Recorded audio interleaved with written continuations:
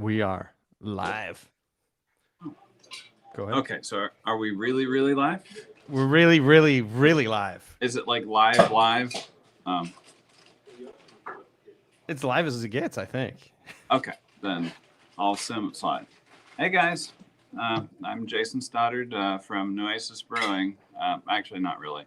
I'm from Rebel Toad Brewing, which is what I'm drinking for today. But actually, I'm from Schiit Audio. I figured walk you through the office here in Corpus Christi so you could see what we do. This is kind of near the end of the day. There's not a ton to see here yet because we're only producing a few models, but we are doing Magni Modi, IE Magni, Cis, and very soon Loki, other stuff that's coming. Actually, we're working on Fullos now too as well. So I'll pick up this thing, walk you around, and then we'll sit down and I'll answer some questions. Sounds good? Sounds good to me. Okay, there we go. We're actually sitting in production. Let me.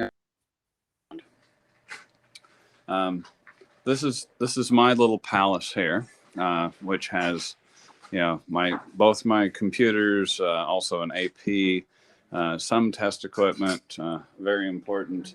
Got to have the refreshments, which we don't normally have here. So we don't really do this. And it's really just kind of developing now. This is not. This is like a fraction of the size of Valencia. It has a fraction of the crud around it too. This is, like I said, part of the production room. This is actually sound check, which is we have some racks of parts at the moment, and we have some people building. In this case, looks like Fullas and maybe looks like probably Magni 3 pluses. Anyway, this they're going to come over here to sound check. All of our stuff is 100% listened to. So we have our guys here listening to things. Hopefully I'm not bugging them too much, but like I said, it's end of the day. We have a third sound check station. The dark office behind laughingly called the Panopticon. It is in the middle of the building, and when Alex is here, he's out today, or Tyler is here, they can actually kind of look around and see everything that's going on. So they can even watch me. I can like like I told him, if you irritate me enough, I'll just put up blinds. Once it's actually passed sound check and gotten packed up, it goes into shipping. Shipping is where everything comes out of. And we have a lot of stuff actually waiting to be packed up. Believe it or not, yes, we're still producing product. It's fairly amazing. I know you know everything's in back order. I'll talk about that. But anyway, it's packed. It is shipped out through here, which is also receiving. It is also, packed. So we have B stock, A stock, ready to ship, and receiving. Receiving goes back to the warehouse. The warehouse is still pretty empty. This is not like Valencia. Valencia is very, very full. And we have our back stock here. So right now, Magnis, Modis, Cis's, things like that. And from here, we go back into where we were at, which is production. What's amazing is here we actually have a production flow. This is unlike Valencia.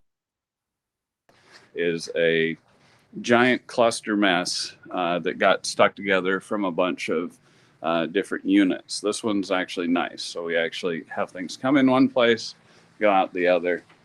And everyone was having fun, a little bit of fun here. And so they did their steps to success. And I said, yeah, that's nice, but actually what it really looks like is something more like this, where, design a product that doesn't catch on fire, that actually works and has left-right channels in the right order, that fits, that really fits. Hopefully can make it, hope people buy it, hope there's no supply disruption, a bit more. Hope there are no bad parts. Keep doing this, and then maybe. Also, because we're dumb, we have to tell each other, don't come into work on holidays. I have done that, so I do appreciate that. These guys are laughing at me, but that's, that's normal. That's what they do. So I'll go back to my desk and I can answer some questions, but that is Corpus Christi right now. I will not show you Valencia. It is too embarrassing until we actually get it back up and running. So let me switch back here. And there we go. We're back. And I can have a little bit more of the beer here. So Brian, I understand you have questions for me. I got questions. Are you ready for this? So I think you kind of touched on this already, Jason, but just to recap, what Schiit products are being manufactured in Texas directly right now? Right now, we are all Magni variants, including IE Magni. IE Magni was actually conceived, designed, and built here. It's the first, Corpus Christi native product, so to speak. But the other two Magnis, 3 Plus and Heresy, and we're also doing Modi, tons of Modis. Cis, just start doing Fullas. I believe Hell is going to be here very, very shortly. Then after that, Magnus Modius, Loki, and no, actually Loki might be before that, which is good. Loki's in deep and utter horrible back order, and I know the boards are starting. They're going to then come to us, and then we will make them here. So that'll be a big deal, because then Valencia can continue making amps, because even if you haven't noticed it, we're actually getting more caught up on amps and Freyas and things like that now that Valencia has been unloaded, with the. Okay, so are you guys planning on opening a retail space in Los Angeles here? You guys is the Shitter. Are you guys planning on opening a retail space in Texas called the Shitter? I would love to. Right now, Tyler's going to be coming out here, I believe, as of the 18th of June. If that holds, I'm sure I'll talk to him more. He's probably going to want to put it up more in the Austin area, and I'm going to lobby to have it here because, LA, we're not exactly in the most accessible corner of LA. Brian, you know this. And yet people really will come and see us. So I think we could probably, get some people coming here, but I could be wrong. I'm willing to, be convinced it should be elsewhere. But if he wants to put it in Austin, he can manage that dang thing. That's pretty far away.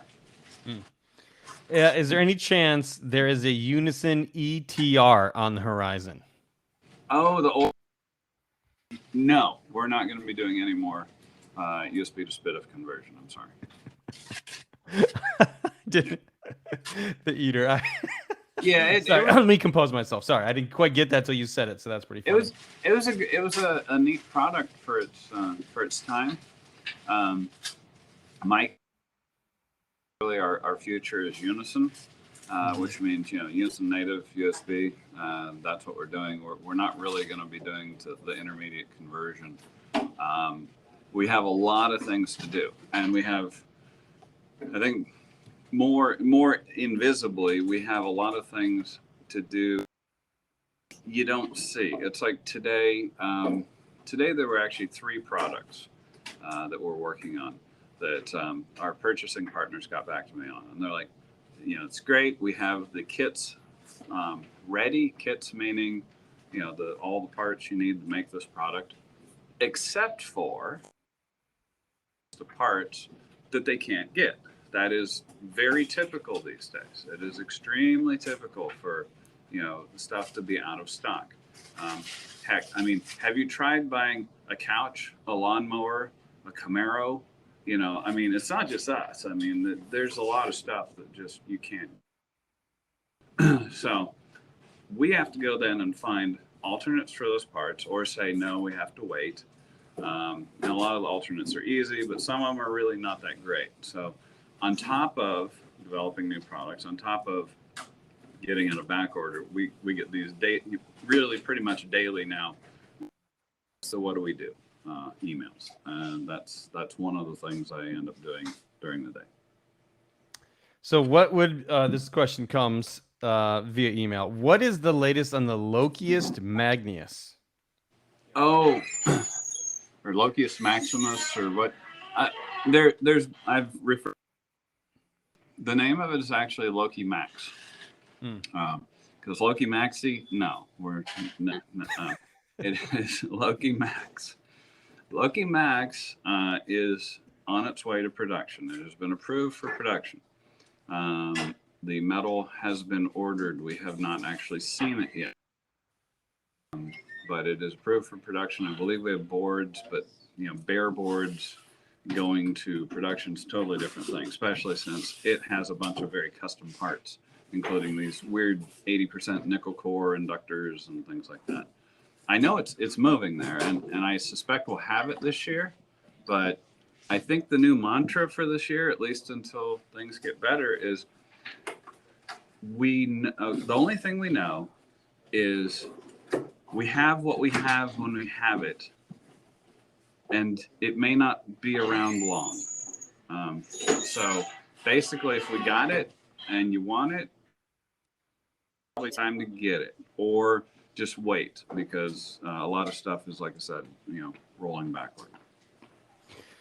This week, guys announced a new Magni aimed squarely at IEMs, in-ear monitors, high sensitivity, listening devices, called the IE Magni. How are you saying that one? Because I thought the name was so clever. Yeah, I just call it the IE Magni. IE Magni. Yeah, it's a little bit of a misnomer. I actually had some guys internally. They're like, "Well, but it does everything. It does, all the high. Yeah, it does all the hard too. It's still, pretty much same power output as everything, all the other Magnis." I'm like, yeah, that's true, but it's the first one that has a negative gain dedicated IEM mode that also reduces output noise. So that's actually a fairly big deal for us. It's also allowing us to, what if we threw a little bit more money at a Magni? What can we do with it? This is an experiment. We'll see how it goes. I don't believe we're going to have 3 or 4 or 6 or 15 Magnis, around at all times. The goal would be one, but we'll see how that goes. So in a way, it's kind of like what you did before with the Thunderdome, right? You set a bunch of guys loose in a ring, and is it whoever sells the most wins and lives on, or if they all sell equally, do they all live on? A little bit. It's third to third, sales. They'll probably all live. If it cannibalizes one or the other, we can make some decisions. I really don't know how it's going to go. This is kind of a curiosity thing, because let's face it, when we introduced Magni, which is coming up on 10 years, it was $99. It had one gain level. It had a very conventional voltage gain, discrete stage, but it was voltage feedback. It was a 1 watt amp. Since then, now we have multiple gain levels. We have current feedback. It's much better than the old ones. It's 2.4 watts into 32 ohms. We've taken it really far, and it's still $99. It's the same price as it was almost 10 years ago. So, given everything that's going on, again, have you tried to buy plywood recently, or like food? Seriously, we may be looking at price increases. So instead of like holding to a $99 price point and maybe ending up with a plastic Magni with 1 op amp in it, what do we have to do to actually offer the kind of value, and at what price? At $119 we got a lot more options than at $99. $129, $149, we might have a lot more options, but we don't know how the market will tolerate it. So this is our way of going, let's see what a slightly more expensive Magni ends up like. I don't know yet. And you've talked a lot about the supply chain already, but there was a disaster of sorts in the AKM chip manufacturer, and we've talked about this on previous episodes as well. If the audience wants to check those out, but do you want to just touch quickly on what happened with AKM and how that is affecting your digital products? Yeah, and actually, so far, so good. Mm. Don't worry, I'll get more detailed. What happened was ACAM's factory burned down, which is a huge tragedy. Um, Unfortunately, almost all of our entry level DACs were based on AKM. All of them were based on AKM. The 4490 or the AK 4493 chips. It's gotten back to us and said, yes, we do plan on making those again, but we still don't have a date. With no date at this late in the game, we are going to have to transition to another manufacturer. I don't know if that's permanently or, you know, just transition, but considering that ACAM's closest date is still a year out, you're going to be looking at probably a good year of production with a different manufacturer. That will be starting probably in late summer. Actually, early summer for some things such as Modius. To run out of AKM, even though we had about a year's supply. Demand has gone up. Demand has gone up across the board. It's not just for AKM DACs. It's gone up for amps. It's gone up for everything. That's why we can't keep anything in stock. We could not have actually predicted the kind of state we're in right now, the kind of demand we have. As far as what other manufacturer we're going to, shouldn't be a huge surprise. Mike has already said this, so I'm not letting the cat out of the bag. We're going to be doing ESS products. Now, I know that can cue the groaning from one end of the spectrum and the celebration from another, because Right. it can sound very good. It can also sound not so great. The one thing I will say about ESS products is they have a lot of options that we don't have with AKM. They're largely software controlled devices. They really rely on us writing in code to the DAC to control how it works. Luckily, we have Dave, we have Ivana, we have Mike, we have a lot of expertise in that. So I think what we've been able to do with the products is very good. And as a timeline for what you're going to see, the first product you're probably going to see on ESS is Fulla. In fact, we have a new Fulla coming. It's probably going to be AKM shortly, and then it'll be ESS very quickly. Same with Health. Modius will probably have to transition, in early summer. Modi will be the last, and that would probably be late summer. So if you want your AKM, Modi, there's, we now have a. If you want a Modius, you may want to get in line, and get one of the last of the runs.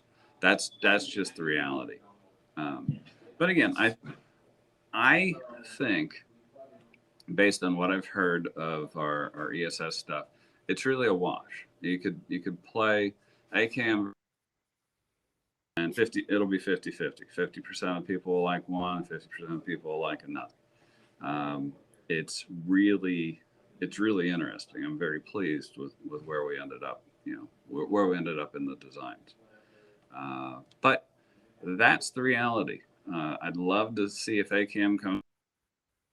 I'd love to see other options come about. I'd love to see other manufacturers take a crack at it. I know Mike, Dave, and Ivana are working on contingencies that might end up with us having our own solution, that we're not tied to any DAC manufacturer, but that's pretty far in the future. There's a lot of work to be done on that. But that's it. AKM's disaster made us change, and change, you can either see opportunity or disaster. We're going on the opportunity side. Mm-hmm. So something that doesn't involve a DAC chip. What is the current status of the Soul, the turntable that you guys make?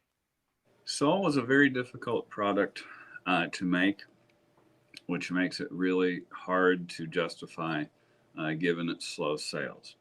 God, that sounded corporate and horrible. Really,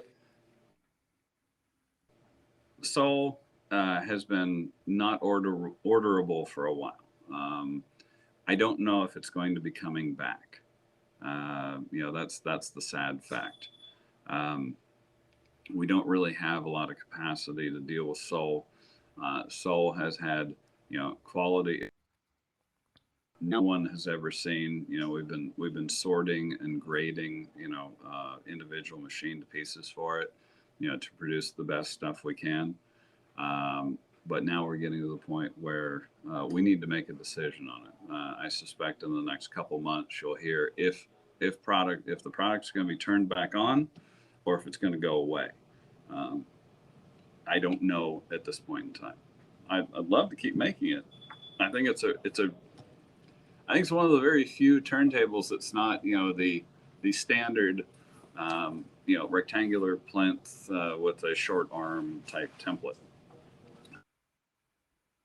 Our fight. We have a lot of other things to work on, including the transport and other products like that. Okay, so shifting gears a little bit, are you planning on exhibiting at any shows or hosting any Schiit meets this year? So we used to do these live kind of events at the retails, at these different places.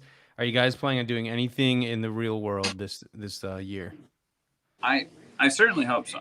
I believe we are planning on doing Rocky Mountain Audio Fest. Denise could confirm or deny that, but I believe we will see. And once actually, locally we can get together again, we would like to do it. If we had a shitter here, we'd probably be already having shitter meets here, meaning Corpus Christi, Texas. We'll see what happens after. Is when I think LA County opens up. We'll see. We'll probably have to be cautious. But I'd love to see people again. I'd actually love to start the blind listening again. Let's start it up with the big boys. Let's go ahead and let's versus Ragnarok Yggdrasil comparison, and then another natural will be, of course, the AKM versus ESS thing. See how that goes. I was thinking the same thing. AKM versus ESS. What a fun comparison that would be, to get a kind of a group consensus on that. Oh, and what I'd love to do is actually throw in some of our text too, but we're not there yet. We'll get there. Okay, so what are rolling back orders? Rolling back orders. It's a horrible name, isn't it? It's okay. What that just means is we are producing and shipping product, but we can't actually keep up with orders. So if you order now, you'll get in 2 to 3 weeks, 4 to 6 weeks, 6 to 8 weeks, whatever the rolling back order is specified. Guess it when you're going to get it based on your order and our production capacity. It would be great if it was 1 to 3 days like everything else, and we're trying to get to the point where all products are 1 to 3 days, including the amps. Stop laughing.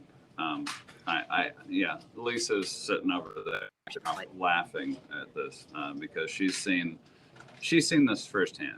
It's like, but the thing is, we could not plan for where we're at. Here's a great thing.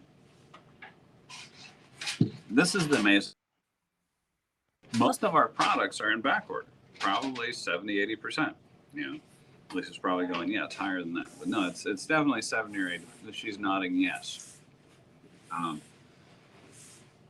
70-80% of our products are in back order, right? And you know how we're doing? We're doing great. We're actually not. We're doing great with a bunch of stuff in back order.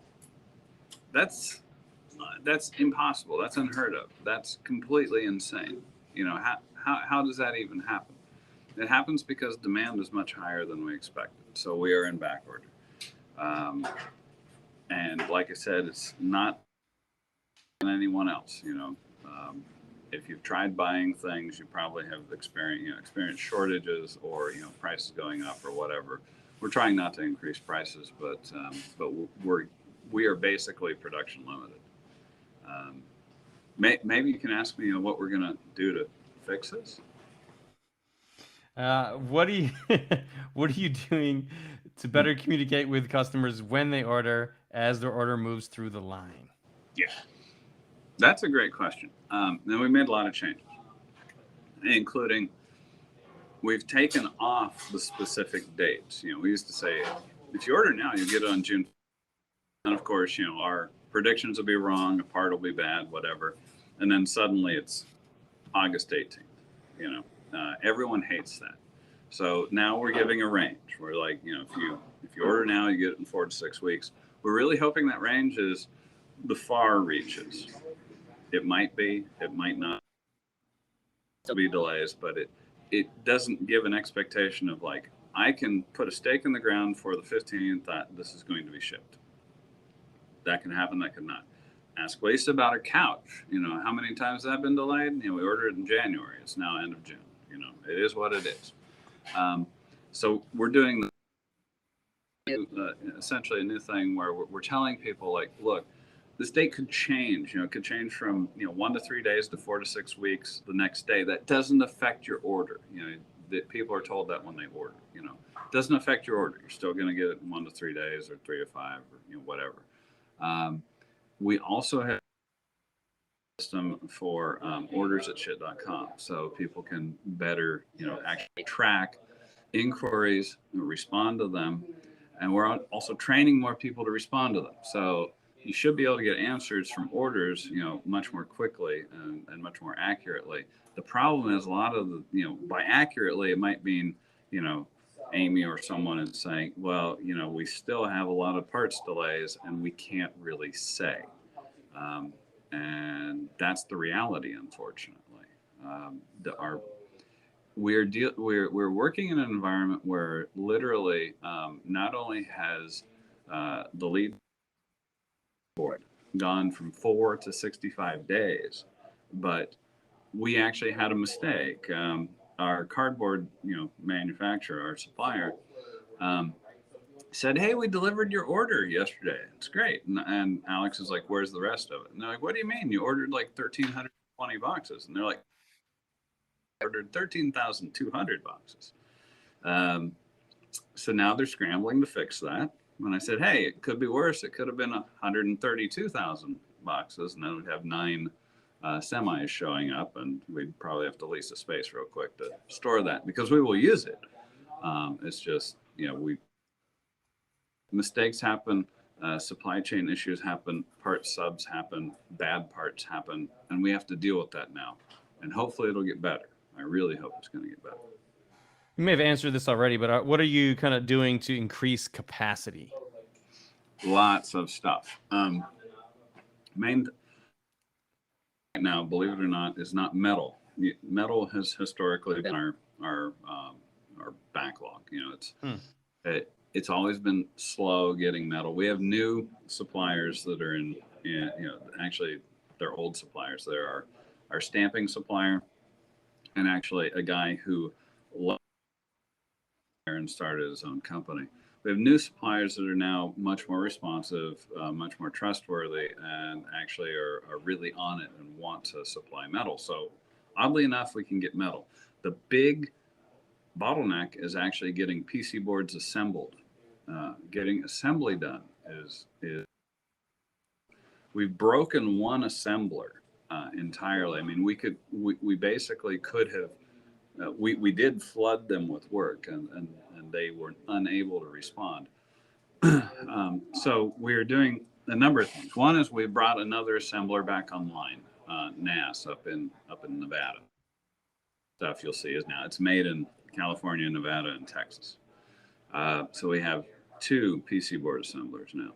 We also have a third and a fourth that are coming online, and they're in Salt Lake City, Utah, which is near our purchasing partner. And finally, our guys overloaded because they didn't expect a garage company was going to be like literally killing them for business a few years later. They're opening a joint venture PC board assembly plant with our purchasing partners in Corpus Christi. Um, that is not going to happen next month, but by the end of summer, we're going to have a lot of local supply here. And once that bottleneck has been taken care of, assuming we can get parts, things should end up getting a lot better. Okay, now for the really important questions, Jason. Mm-hmm. These are the ones that everybody's dying to know the most. Do Cool. you have a favorite Texas beer yet? Okay. I haven't tried every Texas beer. That's a pretty tall order. Lisa is laughing her ass off in the background, by the way. But it's not for lack of trying, I'm sure. I am promoting 2 local breweries here, which is really good. Excellent barbecue, by the way, there. And Rebel Toad, which I laughingly call Rubber Frog. The Rebel Toad's probably the most adventurous brewery here. They do some really interesting stuff. I like their stuff. 4 local like pure breweries here. They all have their high points. If you put a gun to my head, yeah, sorry, Noasis, I'll pick Rebel Toad. But I mean, really, I would not be unhappy to go to any of them. The thing is, it's like, okay, so what about Austin? What about San Antonio? What about Dallas? What about, I mean, name a billion other communities that all have breweries. But for here, yeah, if you're coming to Corpus Christi, if the shitter is where I expect it's going to be, you'll be right next to Rebel Toad. You'll be right next to Nueces. You can try a couple. And if you're still thirsty after that, you can head towards the beach and you can hit Lorelei and you can hit Lazy Beach, which are the other 2 pure breweries. There's also a couple. There's one tied up with a restaurant called Railroad, and there's one tied up with a restaurant called not BJ's. These guys predate BJ's Pizza and brew pub like by 20 years, but they ironically they do pizza and beer, and they're called B&J's. So if you're familiar with BJ's, the national chain, yeah, there you go. Just like McDowell's. Oh yeah, no, I mean it's a thing. I love this place because everyone tries doing wonderful and wacky things. B&J started as a pizza and computer. Wow. Okay, so how about barbecue then? Because I know you have an affinity for some good barbecue. Yeah, and actually, oh God, I'm going to make a lot of people hate me because the best barbecue I've had so far here has actually been at Nueces Brewing. All right. I know some people are like, hey, portions are kind of small or whatever, but hey, I'm from California. It's it seems normal to me. But their brisket, their links, and actually they have the brisket nachos and stuff are really hopefully I'll be doing some of my own brisket and stuff here. We now have finally a pellet grill that we can play with. And we'll see how that goes. But yeah, Nueces, in addition to barbecue, has had some really interesting events, such as the stuff you expect, like chili cook-off. The one I really loved was the blood donation event, which is a pint for a pint, and I'm like, oh, that is a horrible idea. Yeah. that is I haven't asked them how it went yet. I need to go there tomorrow and go, okay, so how many people passed out? How many people wanted to do 5 pints for 5 pints or whatever, but anyway. Just substitute my blood for beer, please. Just the whole thing, if you would. Does the same thing, right? Close enough. Someone asked on the Facebook stream, do you have any ideas for a high current amplifier that might be able to drive Magapan loudspeaker Magis? Something that can, because I know actually the Vidar I believe Vidar's you. fine. Yeah, yeah, because you guys run the Vidar in the shitter space to a pair of Maggies, and I think that I never had a problem listening to it when I've been there. Yeah, I mean, if you're talking about magnet panels with a base panel, yeah, that's a bit more, and you might thermal out a Vidar. I Mm. won't hurt it, but it might thermally shut off. But I haven't had a problem with either the 1.7s or the MMGs or the LRSs Vidar with a single Vidar. Dual Vidar, you want tons of volume. Yeah, okay, maybe you might thermal it out. We do have something bigger coming. I don't think it's a huge, you know, it's a huge reach to say, hey, we have something bigger coming, but it's going to cost a lot more. Um, and that will drive pretty much anything you want. I think it's not like 1,000 watt mega amp, but it will drive anything you want. Asked, what is that a golden ear speaker behind you? Or I was gonna say, is that just a humidifier or heater? It's a humidifier. Sorry, it's basically a fan, but a dehumidifier is absolutely normal for here. Or it could be a thing with a UV light that attracts and kills mosquitoes, because that's also good. The mosquitoes are kind of like the size of small crows here, and they carry away children. I'm only exaggerating a little bit. Also, yeah, and literally at our house, we had a guy out to fix the AC. Brand new house, but the AC, so whatever, because we moved in during the big freeze. Guy came out to fix the AC, and he's like, "Oh, you got the dehumidify function. That's really good." I'm like, "Yeah, I get it." I said, "It's funny because in California, you would do a humidifier. We have a humidifier that we put about 15 gallons of water at about 40%." And he kind of went, he's like, "A humidifier?" He's like, "They make those?" I'm like, "Yeah." Oh, I said, "So you grew up here, right?" And he's like, "Yeah." I'm like, totally explains it. So yeah, it's a different ball game, man. I mean, it's like living in Hawaii. No. Someone asked, what's your opinion about output impedance switches on headphone amps? Because you generally speaking, you don't include those on your amps. Wouldn't that be for a tube amp? I mean, you would be switching the taps on a transformer. I would assume that's what he's asking for. Yeah. If not, I mean, I know that some IEMs want a certain amount of impedance, not a lot. It might be better with 2 ohms than with 0. Yeah, we don't do that. That's a more that would be on a more full featured type product. And honestly, imagining hooking up IEMs to something the size of, say, a Mjolnir. Yeah, so I'll give everyone two things if they hung in here this long. Mjolnir. Yes, Mjolnir 2 is dead. Mjolnir 2 is not coming back. Mjolnir 3, we have done 2 very detailed prototypes, neither of which I liked a lot. That doesn't mean it's entirely dead. It might come back. It's not going to be this year. Let's get that out of the way. Beyond that, also, a lot of people have asked about Freya S specifically. And I'll just say, hey, you guys are in luck. You guys are in luck because we're very bad at organization.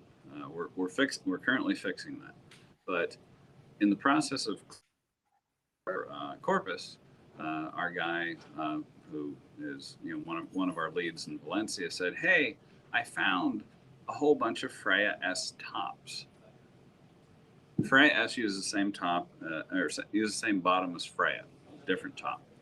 And I'm like, "Okay, define a bunch."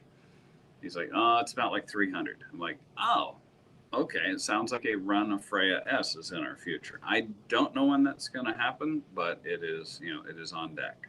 We will be running some more Freya S. We'll also be running some more Saga S, just because We also found a bunch of metal for that, and helps explain why we had so many AKM DACs when the problem hit, because like sometimes we don't know what the hell we have.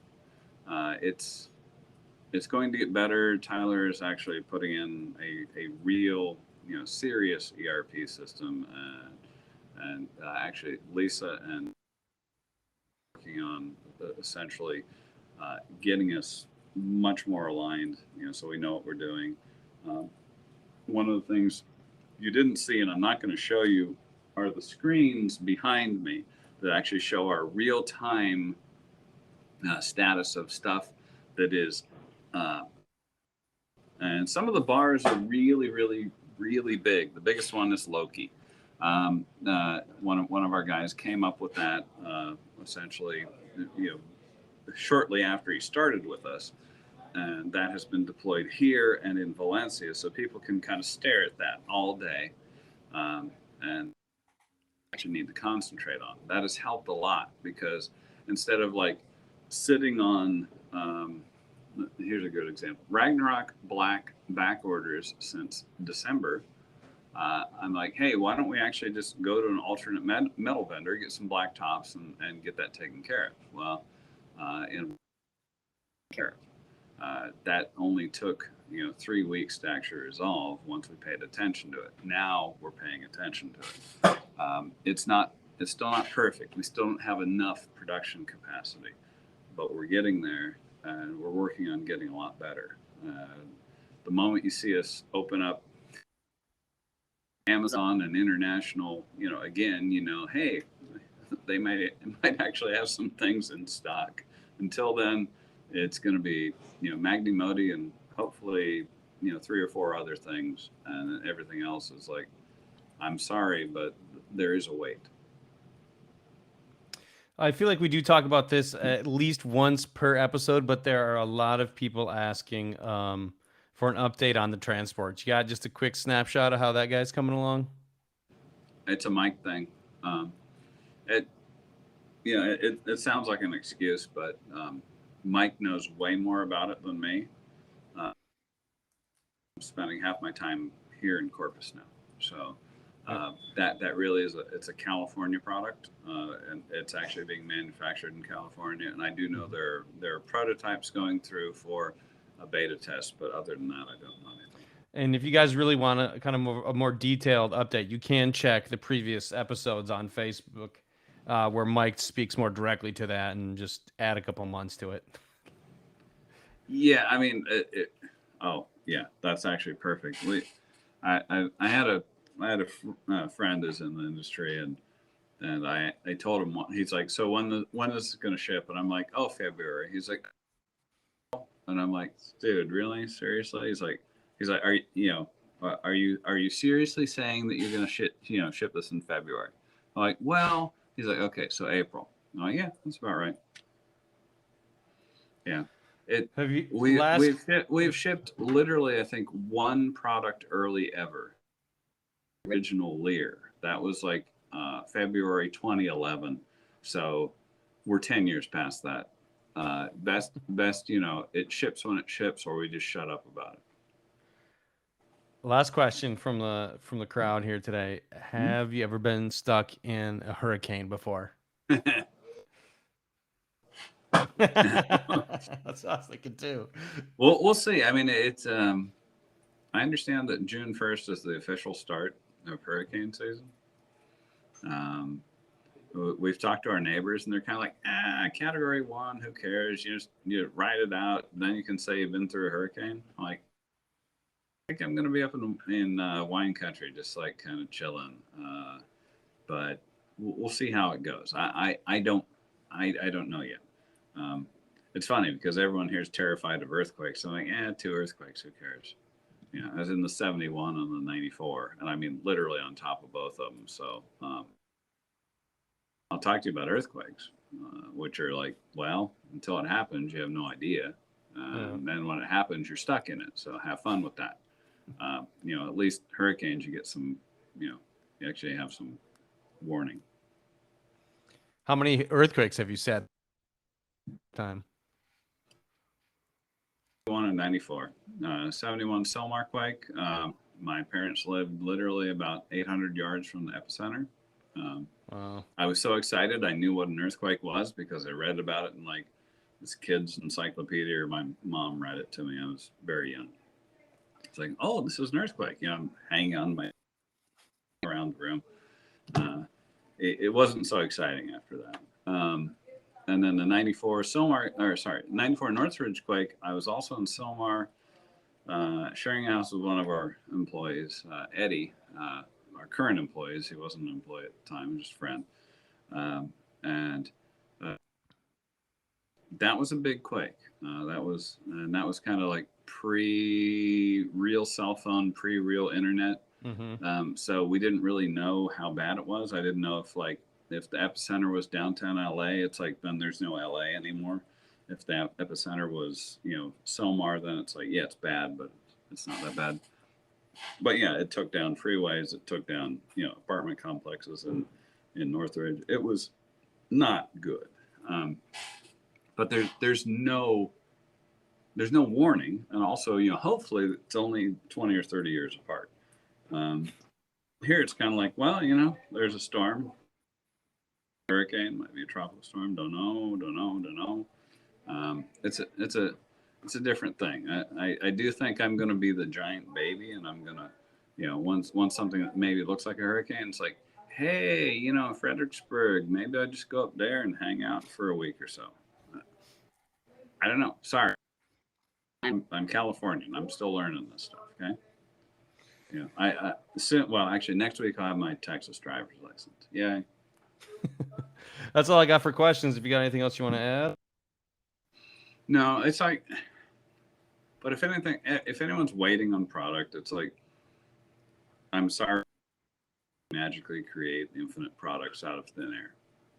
We're trying to expand capacity, but we can't expand too much. If we expand too much, we hit 2019 where we had more capacity than we knew what to do with. It was not a good year. We need to kind of balance everything. Right now, that said, the pedal is down to the floor and we're looking at expanding as much as we can. Hopefully we're not crazy. Hopefully things continue okay, and hopefully we continue to get parts. But again, I'll come back to the only thing I can say about this year is we have it, and it may not last long. So I wish it was more certain, but it's not. And that's all I have to say. All right, man. Well, it was good seeing you. Good talking to you. And thanks everybody, for tuning in. Yep. Thank you. Thank you for your patience if you're waiting. Things will start happening pretty quickly now on a lot of products.